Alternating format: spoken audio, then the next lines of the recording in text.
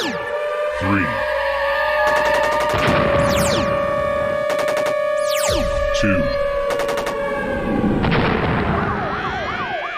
1.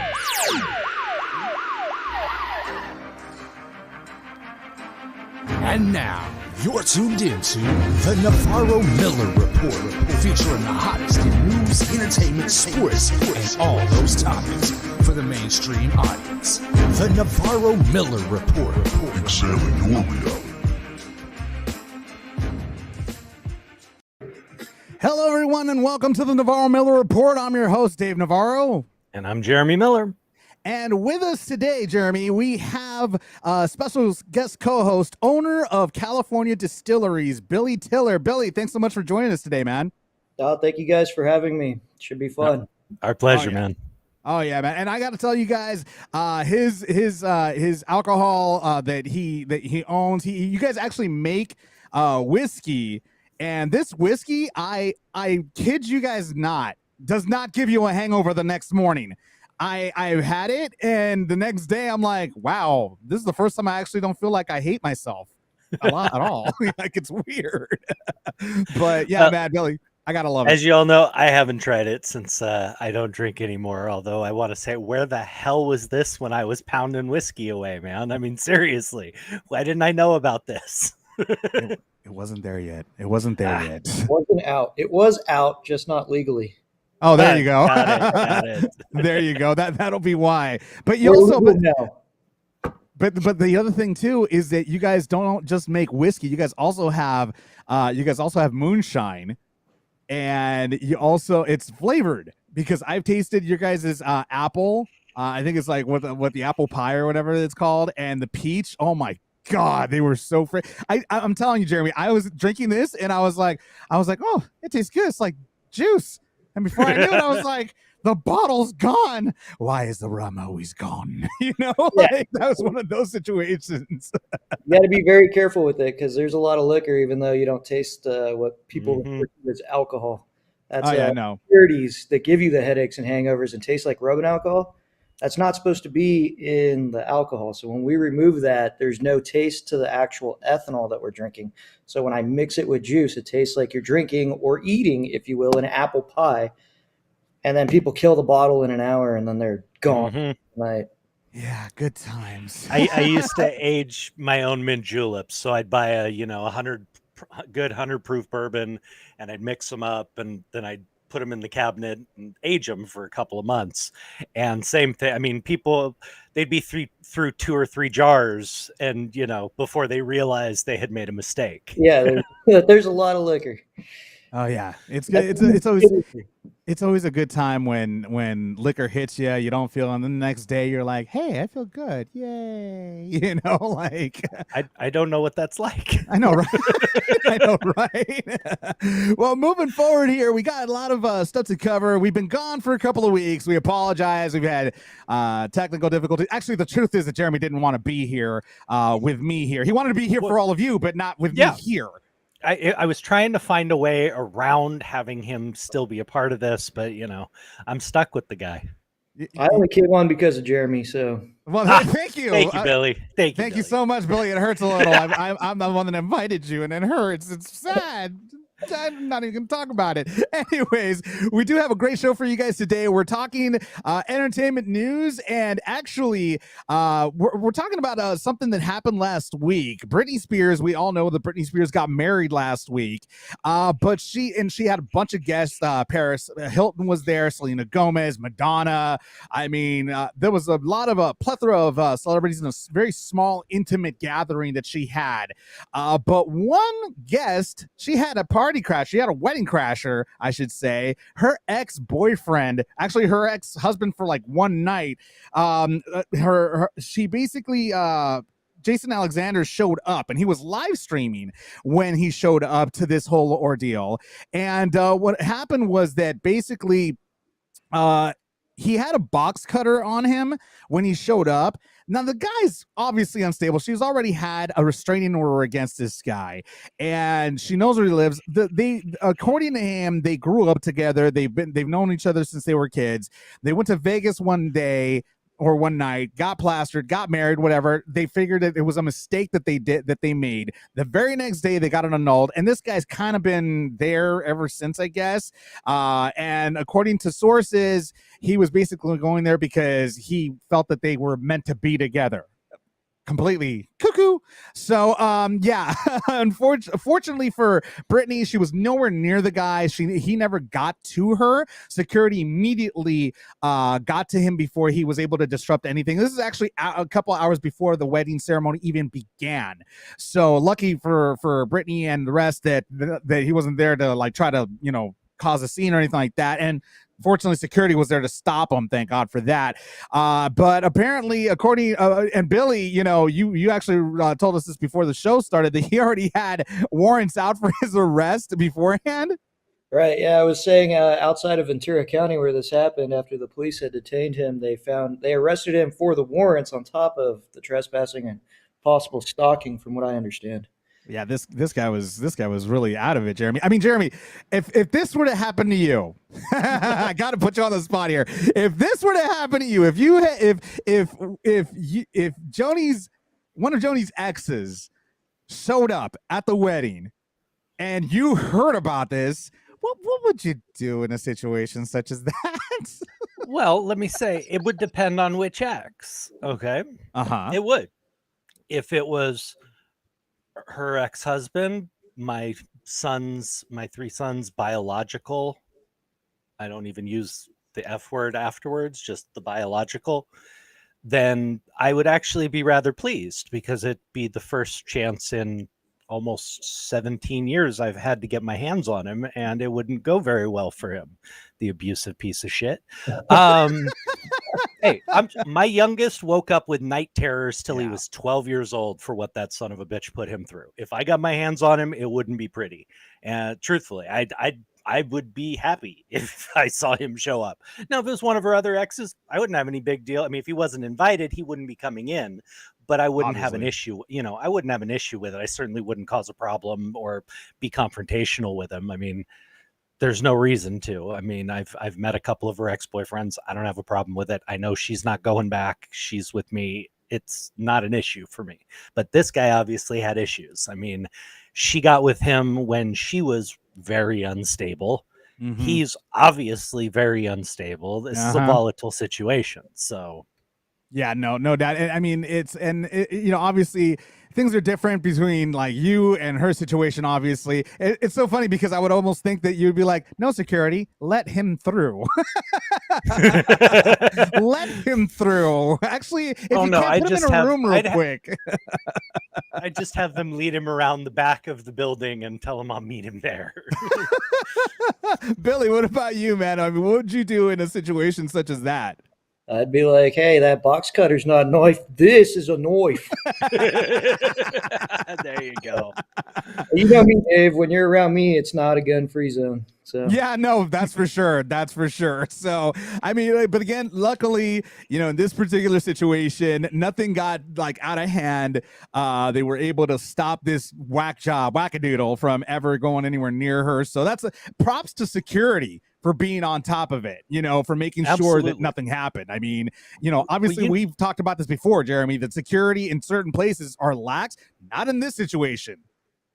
Well, this is the thing. I mean, stalking hits very personal to me, whether it's a relationship type thing, a lovelorn thing, whatever. Stalking hits really close to home. Not only did I have my own stalker who went to prison for stalking me, as well as a few other people, but Rebecca Schaefer, who was unfortunately the actress who lost her life to a stalker and was the catalyst for the stalking laws that are in place now, was a friend of mine. She worked right next door to us while we were filming Growing Pains. She was filming a show called My Sister Sam with Pam Dauber, and they came in every week and filmed. And that's how we found out what happened, is she didn't show up on Monday morning. And it was heartbreaking. She was a friend. She was a very sweet young lady. She was, I think, 20 years old, 21 years old, something like that. And she was amazing. She was sweet. She was fun. She was kind to everybody. And it was a huge loss. And it shook all of us. And unfortunately, it took her loss of life to bring this to the forefront. It took that happening for their actual stalking laws that separated it as its own crime to be put into place.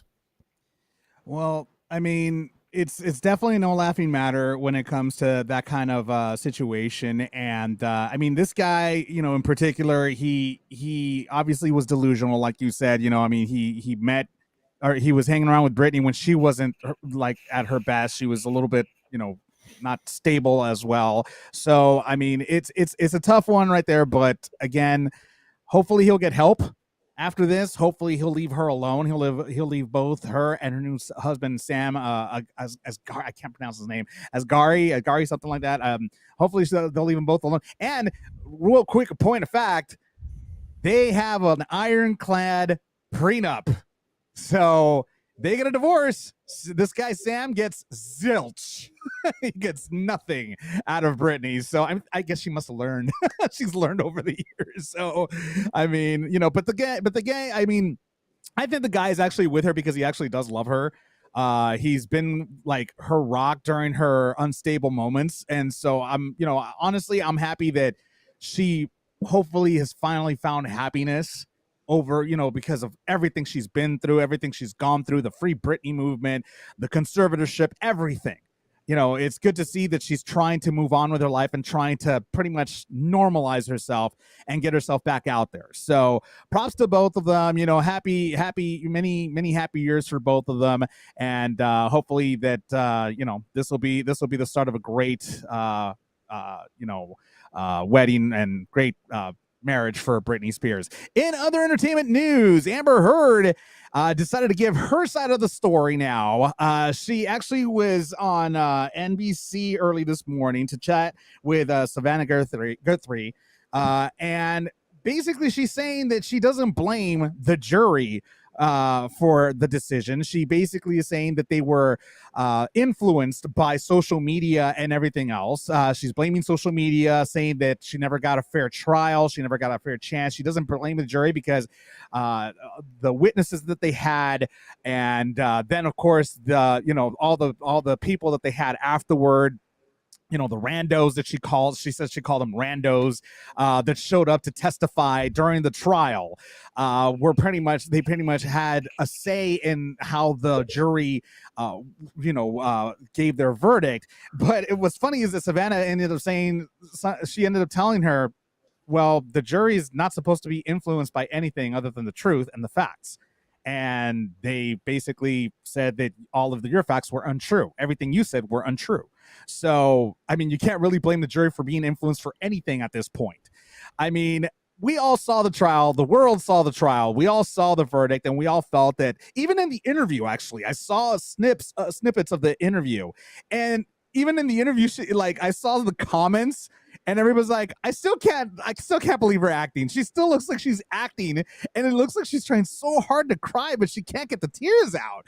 And I'm just like, are you freaking kidding me? I mean, then she goes ahead, and last week we were going to talk about this last week, that she owes Johnny Depp about $6 million or so, but yet, and she can't pay it. She says she can't pay it, but yet she's flying around in private jet planes and all these other wonderful things that really a person that can't afford to pay back, the judgment should be doing. So there's just so many factors in there that I'm really not understanding too well. Jeremy, let's go ahead and start with you. Your thoughts on this whole situation with Amber Heard? Well, let me start off by saying that I agree with some of the pundits and some of the people who've been coming to her defense a little bit, in that the vitriol that is going on the internet, the death wishes, the horrible stuff like that is ridiculous. It's not right. And no matter what you believe about this case, that's uncalled for and unacceptable. Let's make that very clear right off the top. But as you said, I can only speak for what I saw, and she was the less credible witness, plain and simple. That's how it came off to me. If I was the juror, that's the decision I would have come to. I didn't believe her. It's that simple. It's not a bias. You know me. I side with the, so-called abusee every time, until I have the facts. You know that about me. I never make a judgment about something like this until the facts start playing out. And I've said, even with everything we saw in court, we will still never know 100% for sure if Johnny Depp did anything or if she was completely lying. We will never know the 100% truth. I can tell you my opinion and my judgment on watching what happened. She was caught in multiple lies. She was caught in multiple exaggerations, and she just did not come off as believable. That's the only thing I had to go on, and that's the only thing a jury has to go on in a he said, she said like this. And I agree with that. Billy, you're over there nodding your head. And when I was talking about everything she said, you were also kind of, I have a feeling you have something to say about this. I actually been following this case. At first, I didn't really care. I mean, I love Johnny Depp. To be honest, I didn't know who Amber Heard was. I even watched Aquaman. I watched it like 4 times with my kids and didn't know that it was Amber Heard. So when they were like, oh, this is a Amber Heard movie. No, that's Jason Momoa. We all know that. William Dafoe, we all know that. Was a big deal that she got that role. And I do hope that she continues. I mean, that personal life should be separate from her entertainment business. I do agree with Jeremy that the death threats and everything that the social media has made that out to be completely inexcusable. And like, it's just not good human to do that to somebody else. So I agree with Jeremy there. I also agree with Jeremy that I did end up watching because it was such a big deal and pretty much a soap opera in the jury or in the courtroom. So I watched it from the beginning up to the end. And it was, in my opinion, kind of a mockery of the justice system. It is a he says, she says civil trial. But she did not have stories that lined up correctly, even with her other witnesses that she brought. So I can see how the jury did go to that verdict that they came up with. And you know me, as a retired deputy sheriff at San Diego County, I follow that pretty closely. So when it comes to the law, granted, the jury wasn't put up in hotels, so they did go home at the end of the night, and they're on their honor system that they weren't looking up, to be influenced by social media or anything in the news. Whether they did that or not, I don't know. But as far as like the evidence presented in court, I would agree with the jury. They made the correct decision on that. But that's just how I saw it. No doubt. Exactly. And point of fact, real quick, I just wanted to go ahead and say I wasn't sure, Billy, if you wanted me to actually mention that little factoid of you that you're a former deputy. But by the way, thank you for your service, for what you did for us and everything. But I wanted to ask you, actually, in being in that service industry, you've seen a lot of people that have probably gone through domestic violence issues and things like that.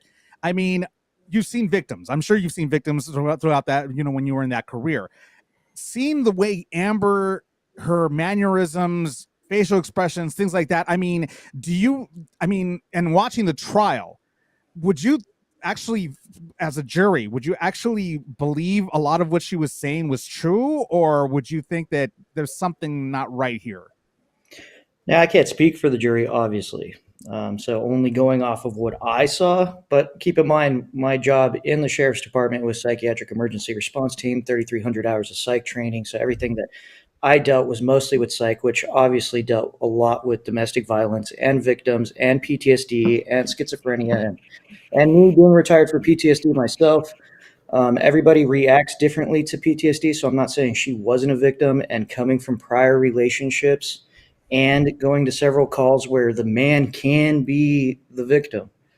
We are not quick to say we're the victim because you don't want that out there that, oh, this girl did this to me. Man code, you're too hard-headed to even want to go down that route. So, but what I do have to go off is the cops' testimony in the trial. They showed up multiple times, and multiple times she did not have injuries. And I'm sorry, but even if you try to cover it up with makeup or if you're far away, we see this all the time. You're going to have redness, and that redness is going to cause certain steps. The next day, it's going to have a certain type of bruising when it'll start off kind of dark, and then after a few days, depending how bad it is, a few weeks, the hemoglobin rises and you get yellow and purple color. I mean, there's steps to that we're looking for when we show up to these type of things. What this relationship sounds like, it was a very, very toxic relationship. So I would not be surprised if whoever started the fight, it escalated, and it was a both party kind of escalation. I'm sure at one point she was the victim. I'm sure at one point he was the victim. That's just what it seemed like to me. But that's my own opinion. That's a valid one. Couldn't agree with you more on that, Billy. I wanted to throw this in because this was a point that a lot of people have been talking about this, and it seems to be, I hate to bring it to this side here, but it seems to be a lot of the very feminist female talking heads, reporters. Most of them are not real reporters. They're, talking heads on shows doing very much what we're doing. But, they're making it out that this is just another, see, he's so powerful and it's so this, and it's just another white man getting away with being an abuser. And I'm sorry, but that's not where we're at anymore, as bad as we were at another time. Okay. Bill Cosby had more power than Johnny Depp ever had, and more clout. Not a single person came to his defense. Do you understand that? Not one person. He had plenty of money to pay him off. He had plenty of favors to call in. Not one person. Harvey Weinstein, who half controlled Hollywood, who had more people in his back pocket than you can count, going down. Not a single person stood up to try and help him. Okay. This is not a man-woman issue, in my opinion. This was a believability issue. This was a credibility issue, but a lot of people are trying to make this a man-woman thing. And Billy, as you pointed out, the man can often be the abused. It does happen a lot more than we hear about. But you get, even Kevin Spacey, given he maybe didn't at the time have the clout that Johnny has achieved, but you're talking about an Academy Award nominee, a guy who was writing his own checks for every script he wanted to do.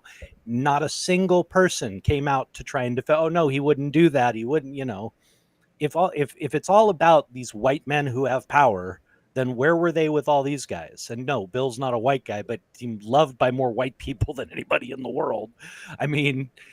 It's not a man-woman issue this time. I'm sorry. It's not. I can only say my opinion, but I do not believe that at all. Not this time. Well, so far, it seems that Amber is just trying to get her point across out there. It's still falling on a lot of deaf ears for the most part. She did say that she's going to make a comeback, and it's going to be in a great way. But in a separate story, actually, Johnny Depp is headed back to court again over an assault charge that he had for one of his, I believe, one of his former crew members or something like that. And Camille Vasquez is going to be right there to represent him yet again. So she's going to be right there to have his back one more time. We'll see what. Well, I'm actually going to take a look at that one later on.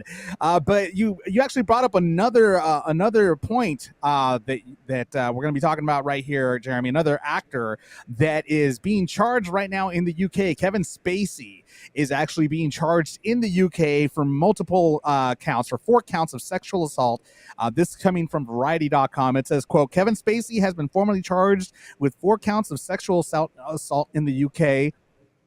The Metropolitan Police confirmed today. Spacey has also been charged with, quote, causing a person to engage in penetrative sexual activity without consent, end quote. The actor is set to appear at Westminster Magistrates Court on Thursday morning. The 4 historic assaults are alleged to have been perpetrated against 3 men, now in their 30s and 40s, between 2005 and 2013, a period during which Spacey served as artistic director of the Old Vic Theater. So right now, Kevin Spacey is in a lot of trouble. He's been in trouble, actually. for the past few years, but seems like it's starting to actually progress more and more in these charges. He was actually let go from House of Cards, I believe, Netflix original series, because of these allegations a couple of years ago. But seems like the roosters are coming home to roost right now. So, Billy, I see that you're kind of nodding your head over there. What are your thoughts on what's going on with Kevin Spacey? I mean, I kind of saw it coming. He's charged here in the U.S., like we were talking about with the Amber Heard and Johnny Depp case. The Me Too thing usually comes to surface, which didn't happen in that case. But Kevin Spacey, it was Me Too, Me Too, Me Too, and then a whole ring of celebrities, from what I understand, that was involved in a similar kind of thing. So for him to be charged in the QA was just like not a surprise to me. I mean, I didn't hear about it till today, but I'm not actually shocked that there's Me Too there. That's what we're here to go ahead and inform. Anybody that hasn't heard about it, will hear about it through us. But I mean, that's basically, and you're right about that, Bill. You're totally right about that. It kind of came back to him. I mean, Jeremy, you have, about, this type of stuff. It happens in the industry a lot. I mean, and you brought up Kevin Spacey for a reason. Yeah, again, you're talking about a powerful man, a man who was at the top of his game. He was literally at that point where he's writing his own paycheck. He's picking his projects, and they're just handing him whatever he wants. And the point of bringing that up was that's a certain amount of power there. The whole Amber Heard argument was, Johnny's so powerful, all these people are coming to lie for him because he's got so much power. If that's the case, then what about all these other powerful men? Where are all those people?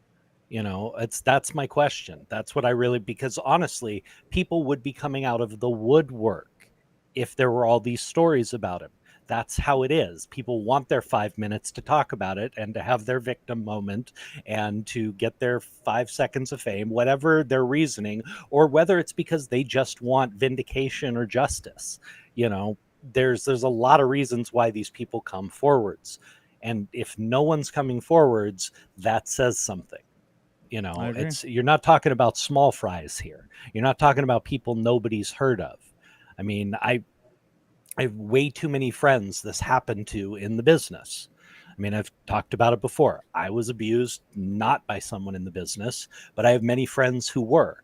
And I also worked around people that I ended up finding out later on were pedophiles, were involved in, child pornography, had assaulted children, had done, that's 3 people who worked on my show behind the scenes. I mean, it's a well-known fact that one of our executive producers went to prison for producing child pornography. And and again, I will say this. It is not exclusive to the entertainment industry. Okay. There are certain factions of the media who want to portray it as a Hollywood issue. Any place you have children who are given a certain amount of autonomy and being left alone and unsupervised, you're going to have predators drawn to that industry. It happens in almost every form of entertainment, dance, sports. I mean, look at gymnastics, look at figure skating, look at anything else that has had a lot of young kids in it. I mean, hell, even football. I mean, look at Sandusky and at Penn State. I mean, it is rampant in places where kids or young people are left unsupervised and on their own. These are people who are vulnerable. These are people who can be put in situations where they are easily manipulated because these are people who have power over their lives.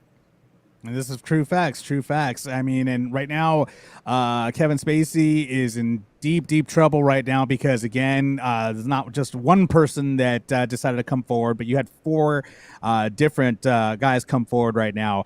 We have some people in the chat right now. First of all, I wanted to go ahead and give a shout out to Hall. Hey, Hall, how you doing? I see you right there. Melissa is saying that Amber is delusional. She also went ahead and said most cases are with people like family, friends, more so than coaches, etc. So, it is true that it does happen with family friends, and that's the scary part right there.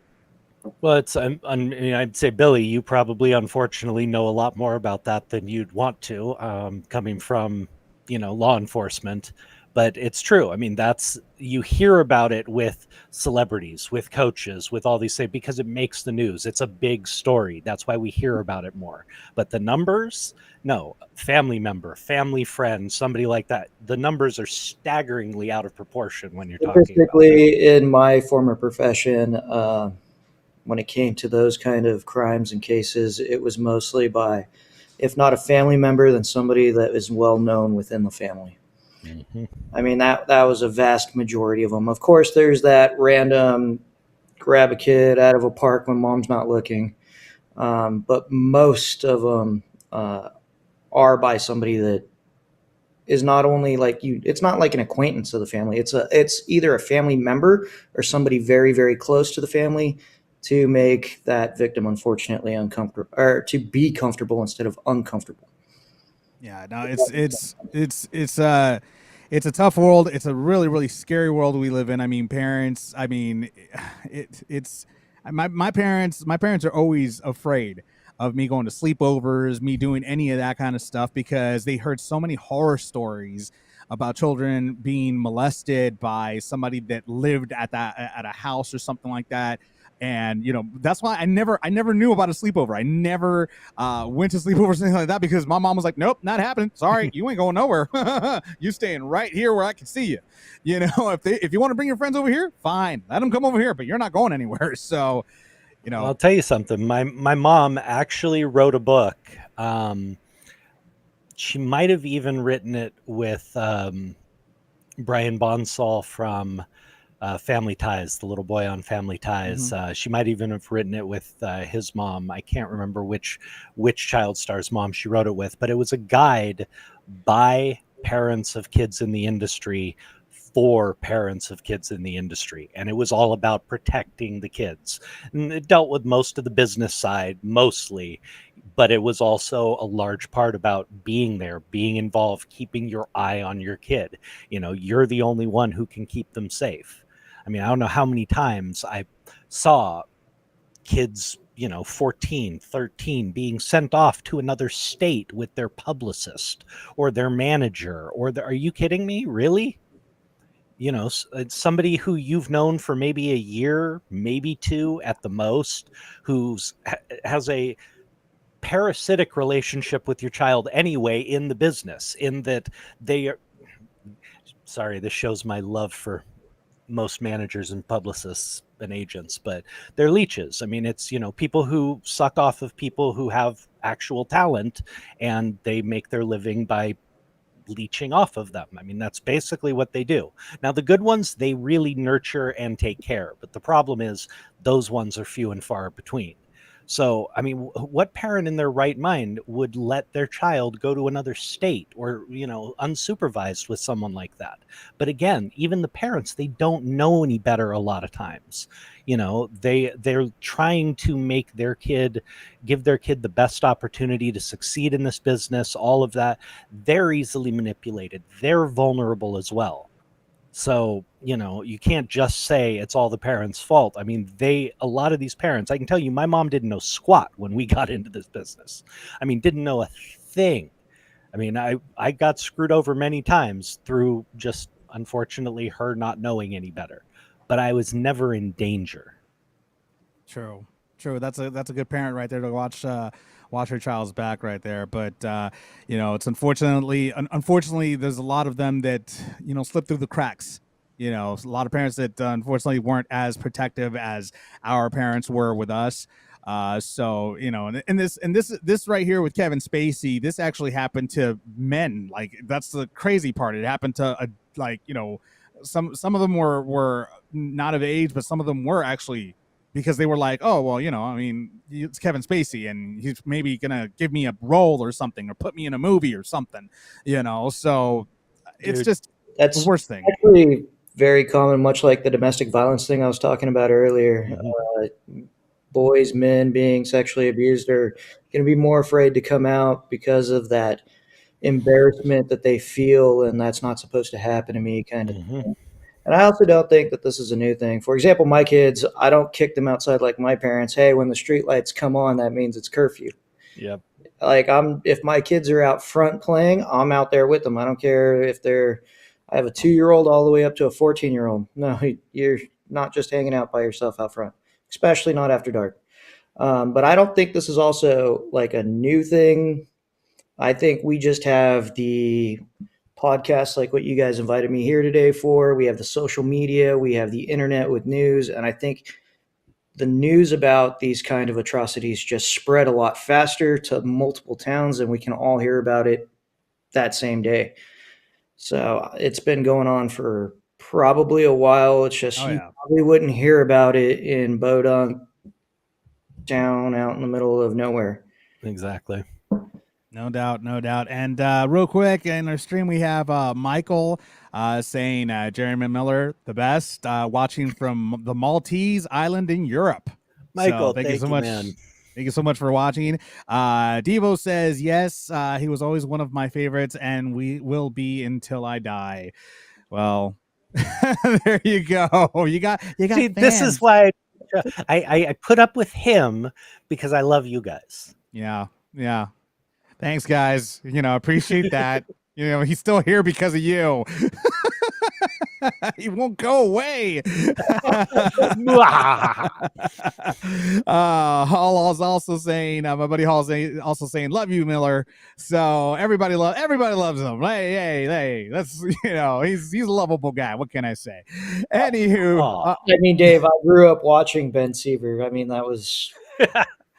I gotta admit, so did I. We all did. We all grew up watching them. So, we all wanted to be, Devo says, don't go away.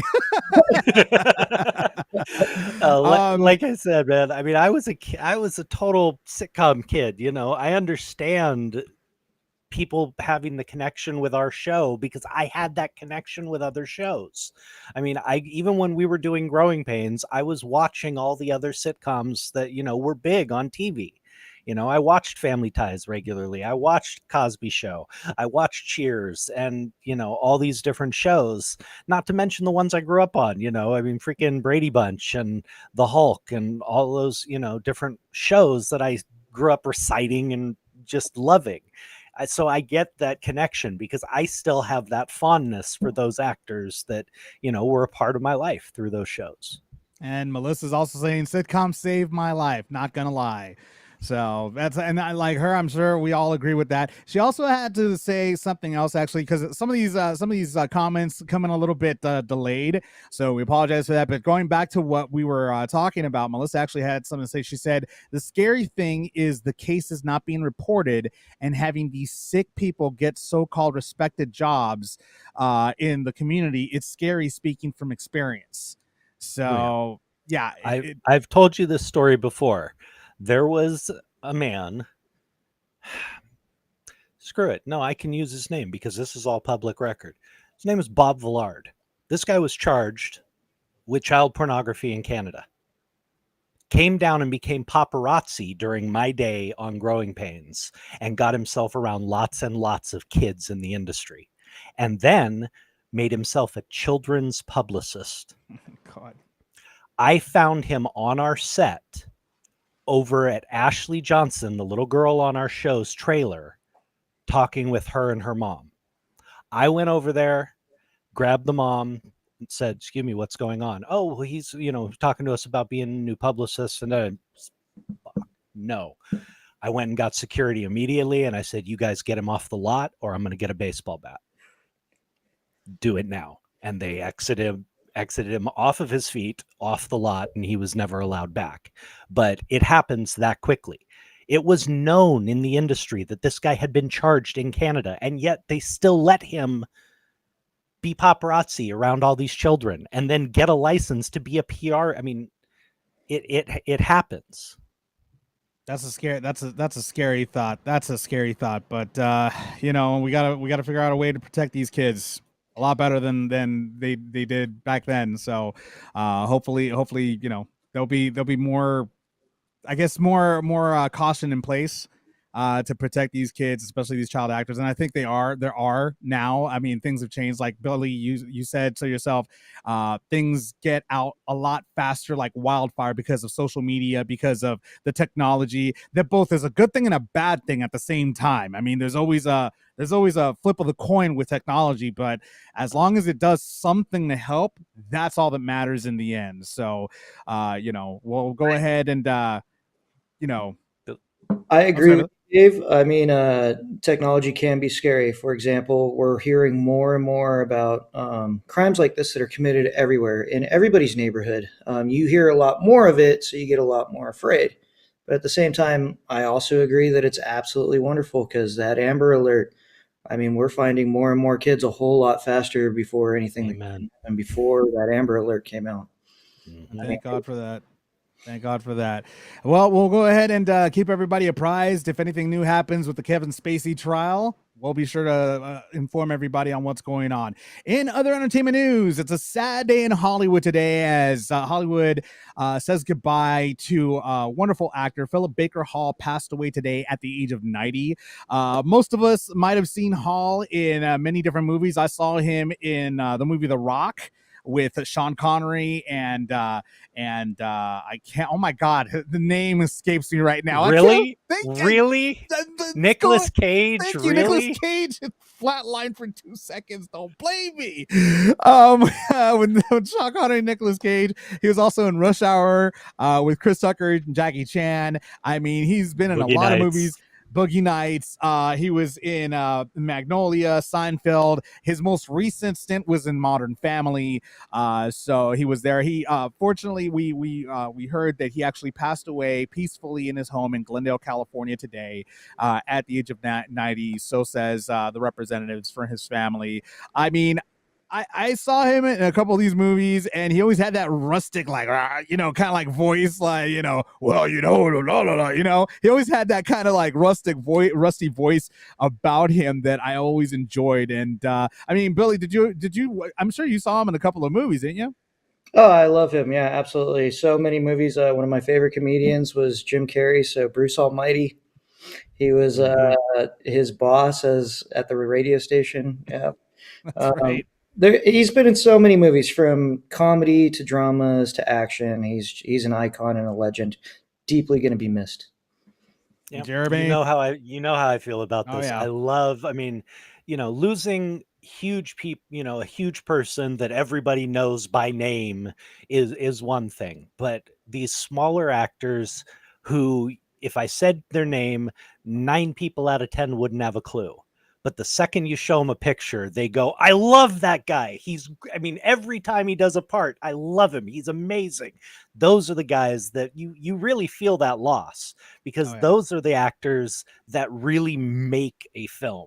It's that subtle background stuff, that subtle, smaller roles that really bring it together. And when you lose great people like that, it really takes away a lot.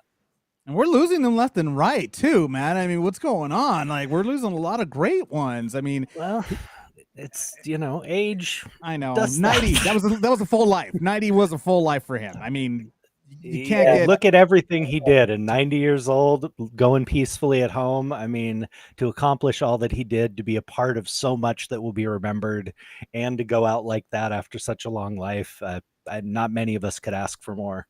Very true. My condolences go out, or actually our condolences go out to his family. In other entertainment news, James Corden is saying goodbye to the late, is it late or late show? I forgot if it was 2 lates or 3 lates. I don't remember. I can never remember. Well, either way, he's saying goodbye to his show that has become very popular for carpool karaoke and many other wonderful things that he's made popular over the years. He's going back to the UK. He's going back to his homeland, and according to one of his partners for one of his production agencies, he has big plans coming up right after that. And the reason why he is saying goodbye to his late show is because he's trying to get these projects going, but his schedule with the late show prevents him from getting those projects going. So that's why he has to say goodbye.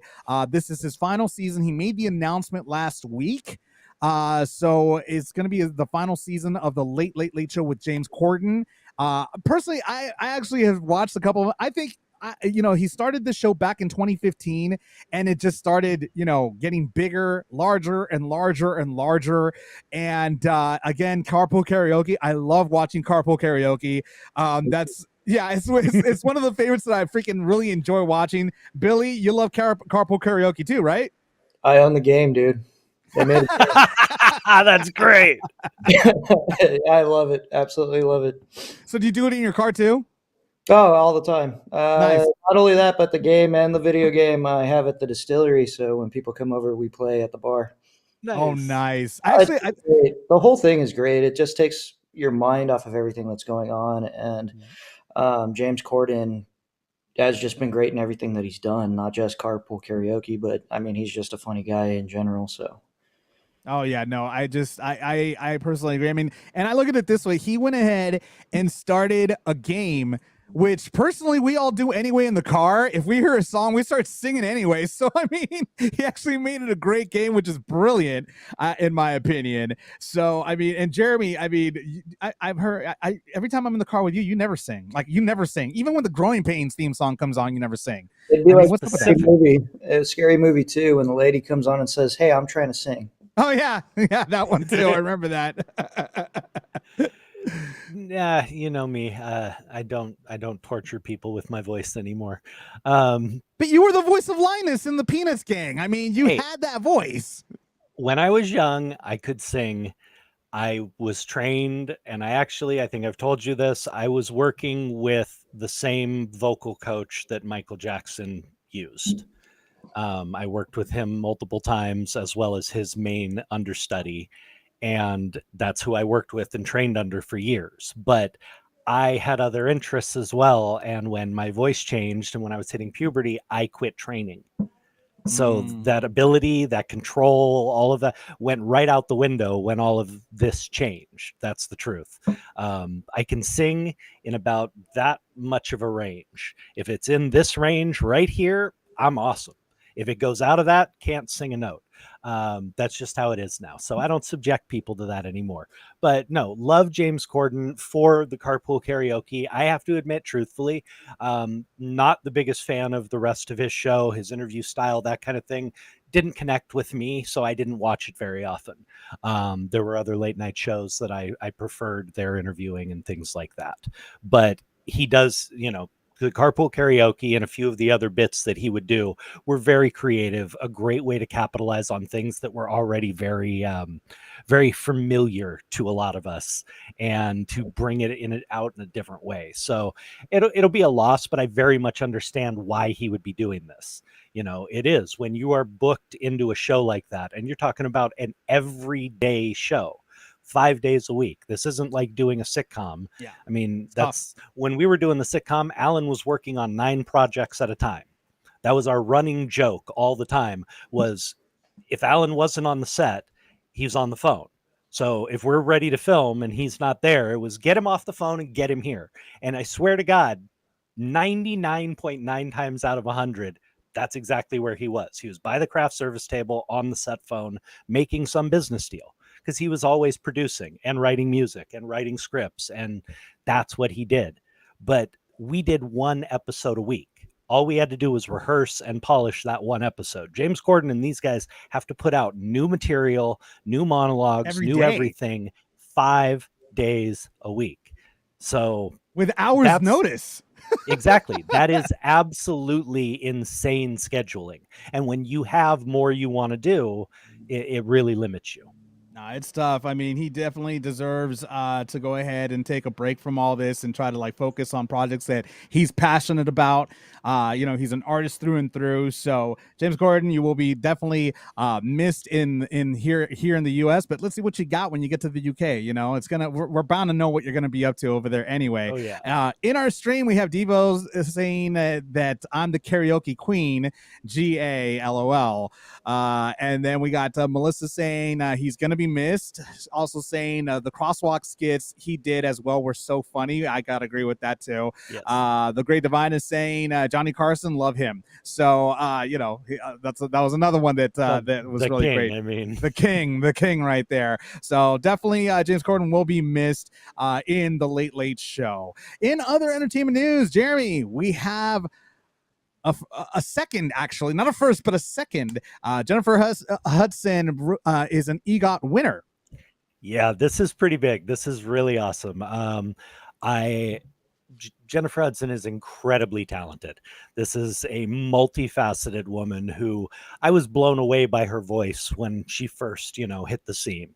I mean, that powerful, just multi-octave range and ability, and then she comes out in Dreamgirls and slays it in the acting side as well. So it's an incredibly talented person, but she just picked up her Tony as a producer of a new Broadway show that they're doing, and this makes her only the second Black woman to have won to have claimed the EGOT, which is Emmy, Grammy, Oscar, and Tony, and she's only the second one, and the first was Whoopi. So she's in incredibly good company. There's only been 17 EGOT winners throughout the history of these American award shows. She hit the quad. So she hit the quad, and she's in some very elite company right now. No doubt. Billy, what are your thoughts? Well, so Jennifer Hudson, I've heard the name and more so the songs, and then my girlfriend would be like, "Oh, this is Jennifer Hudson," and I was like, "Oh, okay, yeah, I know these songs." But what really caught my attention with her was there was a movie that she did phenomenal in, and I was like, "Wow, she has an incredible voice." Adam Sandler. Sandy Wexler. She was in Sandy Wexler with Adam Sandler. Almost like A Star is Born, kind of like finding this new talent and being her agent and bringing her up. But phenomenal voice. Absolutely phenomenal. To be 100% honest with you, until tonight, I've never even heard of an EGOT. I heard Tony, and I know what a Tony is. Well, an EGOT is an Emmy, a Grammy, an Oscar, and a Tony Award. It's the acronym for all four of those. And one of the most recent winners, to claim it was actually John Legend, who got a Grammy or an Oscar for a song he did in an animated film, and then Grammys from just his amazing singing and music work and voices. He got his Tony. He got it's really an accomplishment because it shows your versatility and range across the entertainment industry. And there are many people who are great at one thing, but to really excel at all of that is just amazing. I mean, it's something that most of us will not know what that is like. No, I agree with that. My dad always told me, you could be a jack of all trades, but a master of one. So absolutely. Good point. Good point. I make whiskey. There you go. So major congratulations for Jennifer Hudson for her huge accomplishment for sure. Now, folks, we're coming to the point of the show where I love to go ahead. This is Jeremy's favorite point of the show, where I go ahead and show some blind reactions to some TikTok videos that I found, because Jeremy refuses to get TikTok. He will never get it, so I have to force him to watch some of these skits that I've seen on TikTok. This first one has to do with going to the dentist. Now, we all know that dentists actually get to see every nook and cranny that goes in through our mouth, including something else that, quite frankly, we don't know about. Check it out. I saw on TikTok that dentists can tell if you just sucked a wiener. Is it true? Yep, that one's true. How? Because you can see bruising in the soft tissue in the back of the soft palate. Oh. So there's a particular pattern of bruising that we can tell. Oh my god. Alright. So after Valentine's Day, we've noticed that bruising in the soft palate a lot more frequently. So, fun facts. You learn something new every day.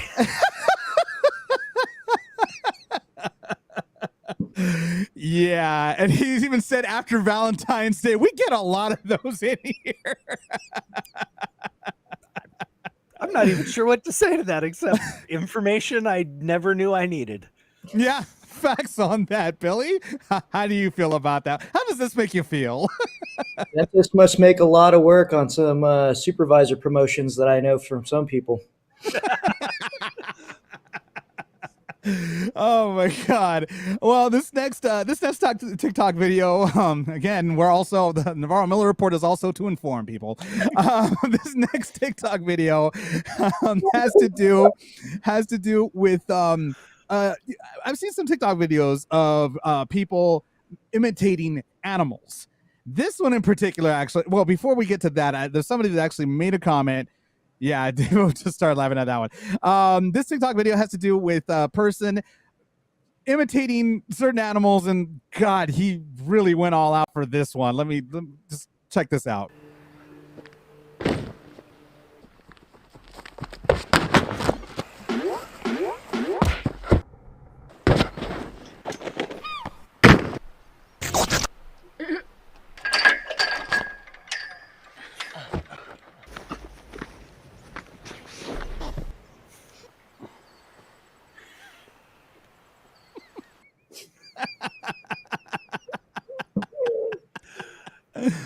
He went all out to imitate how animals attack.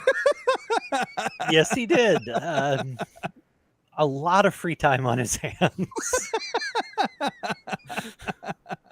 mean, the turd on the seagull. Yeah, right. I saw that too. I didn't even notice that until I saw it again. The turd on the seagull. That was great. I've been a victim of that myself every time I get inside. Oh yeah, what was that? What was that from the league, Jeremy? I forgot what it was called. With Andre, that he had his coming. It was like the ultimate turd coming his way, or something like that. Crapageddon or something. The like crap that, with the Crapageddon, something like that. But yeah, that was always great. This last one, this last one's actually very interesting. Obviously, many of you know that I am a gamer. I love playing video games. Jeremy as well. I don't know, Billy, are you a gamer at all? Do you like playing? Dude, I don't own a laptop or a desktop, but I got my Oculus Quest 2. I got my PS4. Still trying to get a PS5. So good luck with that.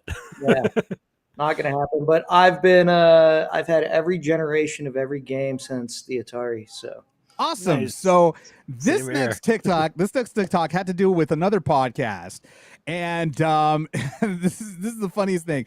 Obviously, in some of these games, we build avatars. We have avatars, and we go into a lobby where there's a lot of people playing different, avatars, et cetera, et cetera. Well, this one kind of went a little bit too far with, well, I can't explain it. They'll explain it for you. Pay attention to this. This guy hacked this girl's character, because like in the metaverse you can have like a perimeter how close the other characters can get to you. Right. Apparently he hacked the character and did a code that he could get really close to her avatar, and now she's saying she got raped.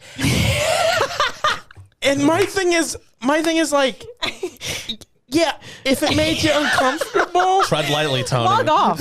Log off. Turn off the power. And also, imagine going to a therapy group of actual rape victims and telling your story. That's so funny. And going, man.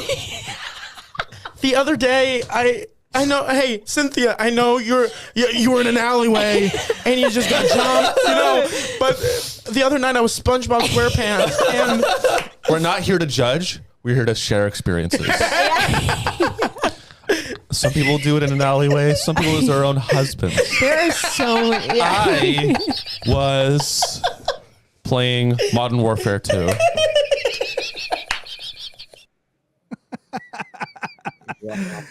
I mean, Billy, what? Sorry, but what do you think of that? Is it okay to not be PC? Oh yeah, no, go please. I don't Honesty. know. These new kids coming up, they're just I mean, to have your avatar character taken and feel like you're a victim of rape, it demeans all victims of rape worldwide. That's just, I don't find the joke in that. It's the stupidest thing. It's the dumbest thing. Stupid, which, I mean, obviously I laughed at it because, I mean, it's so stupid. It's ridiculous. But like that person needs to get bitch slapped. I'm sorry. Like, that's so wrong. Yeah, I mean, I agree completely. I mean, they compare yourself to a victim like that.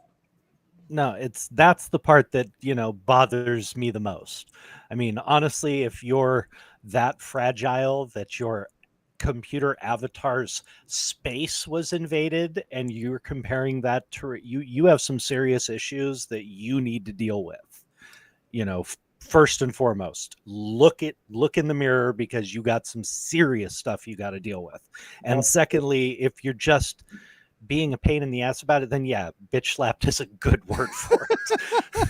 I mean, that and the fact of the that's matter, insane. That and the fact of the matter, they said, if you feel uncomfortable, turn off the game. I mean, yeah, unplug log it. off, log off, just leave it. And like that guy was saying, could you imagine if you're claiming that and going to an actual group of like rape victims? Like, so stupid. Yeah, it's just I would be insulted.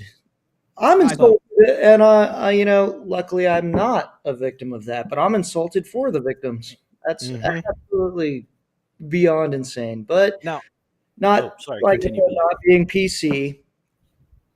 I'm just seeing that more and more in the youth that are coming up. It's the most outrageous claims. I'm almost to the point where I'm like, bring back dueling.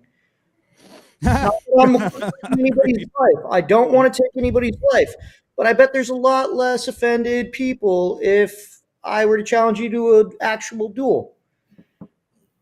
I would agree.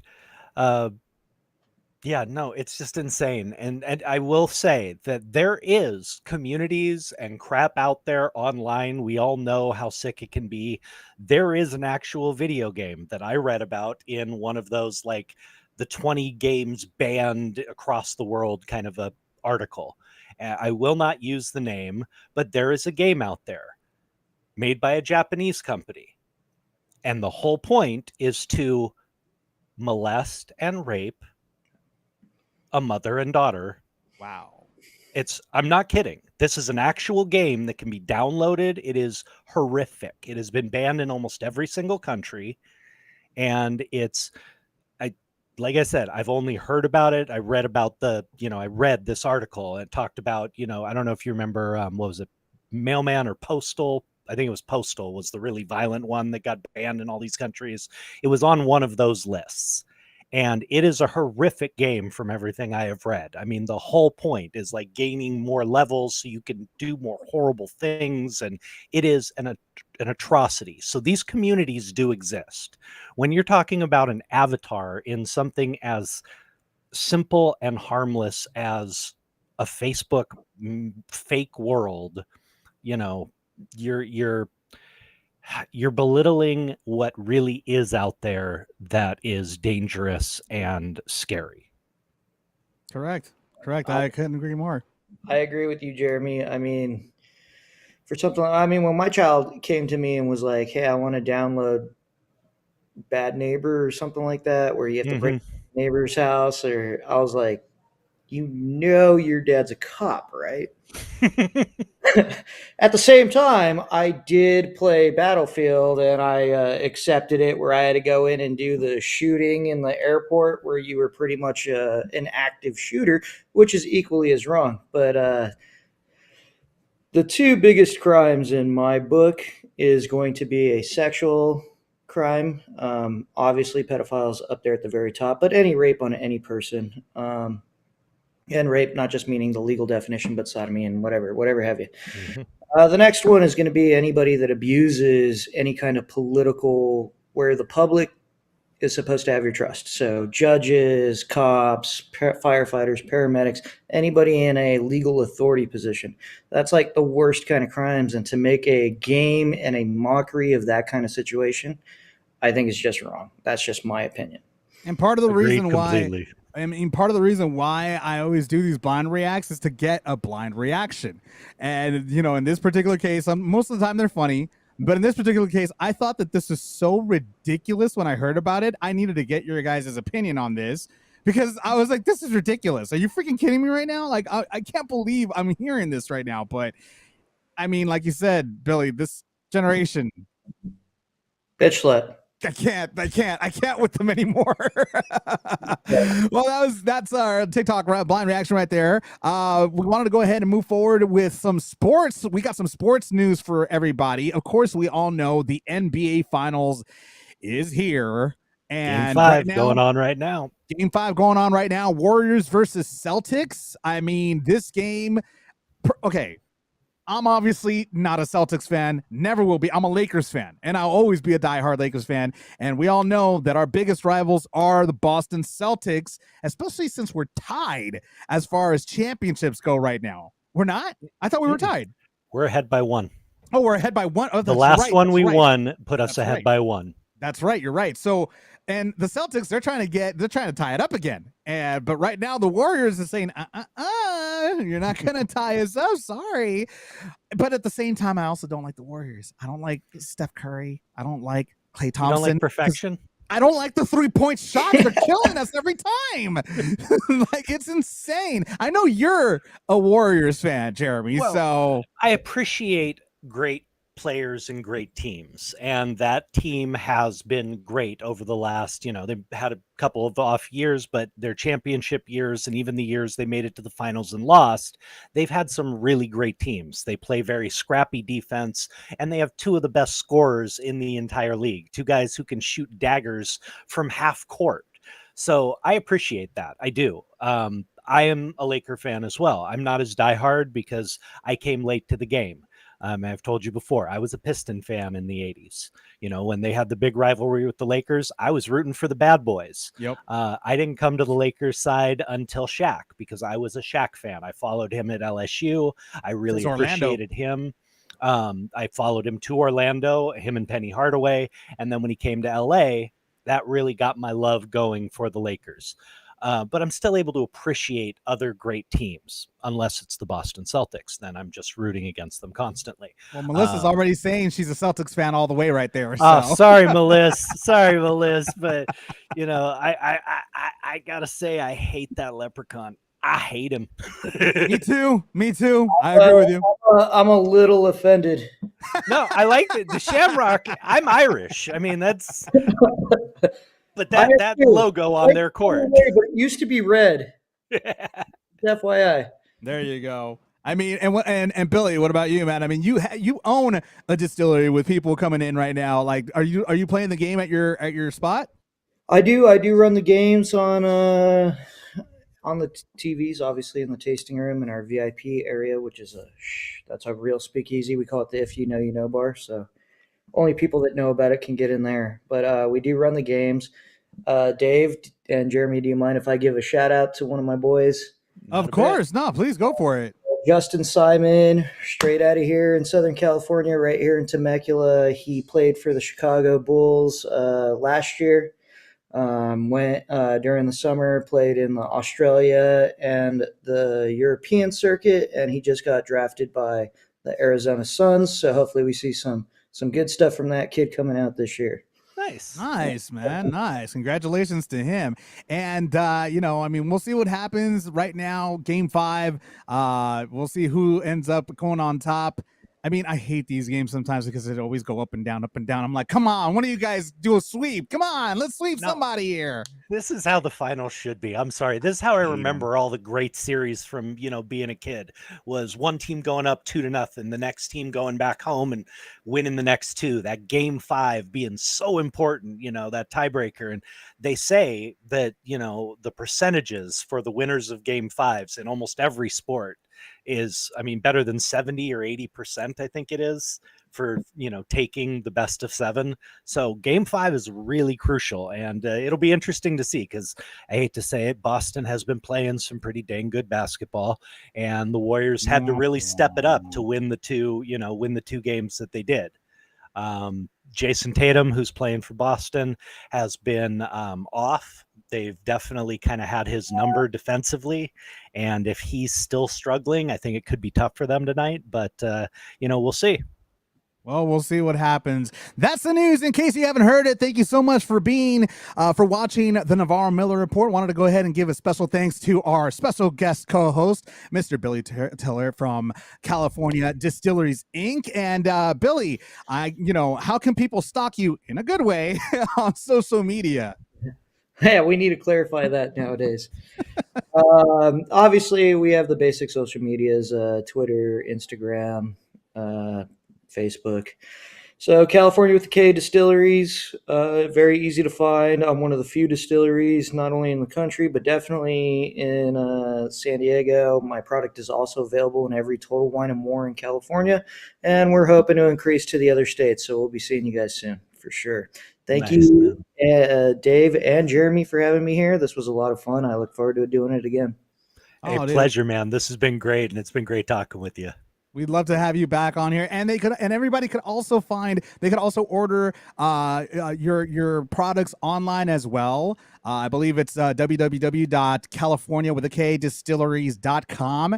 So make sure you go ahead and check out that website. They have a plethora of awesome tasting alcohol right there. Besides whiskey, again, they do moonshine. They have different flavors. Trust me, I know about that because they're so freaking good. Love them. You effing tease. Thank you. And I also got to go ahead and give Billy some props because during the pandemic, he was actually, selling also and giving away hand sanitizers for everybody as well. So thank you so much for that as well, Billy. We appreciate everything you did during the pandemic. What shocked me when the CDC asked me to replace whiskey with hand sanitizer, and I'm like, I don't know how to make hand sanitizer.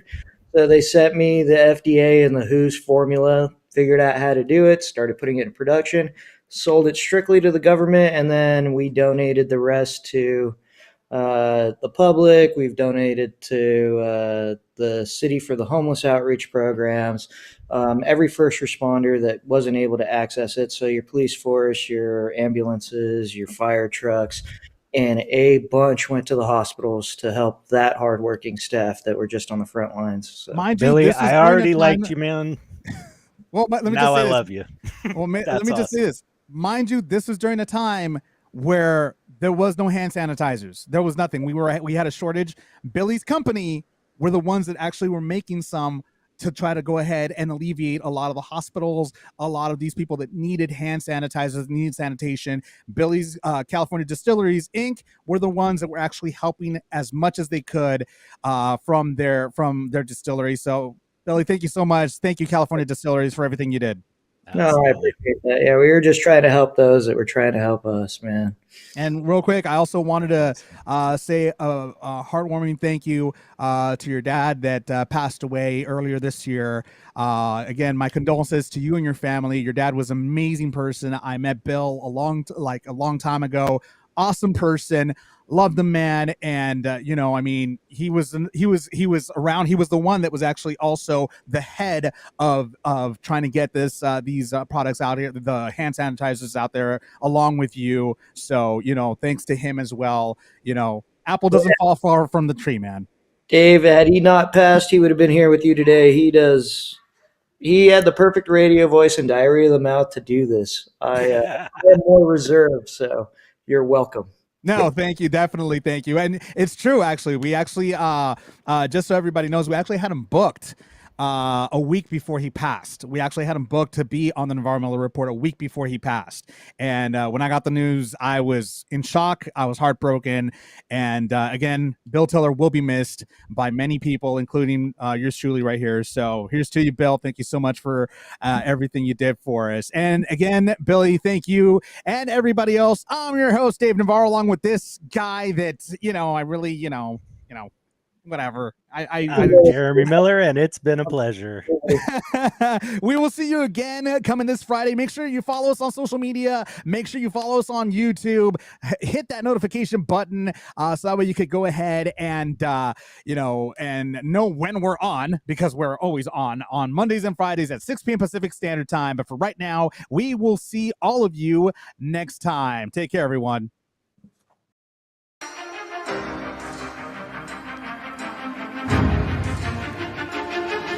You have been listening to the Navarro-Miller Report.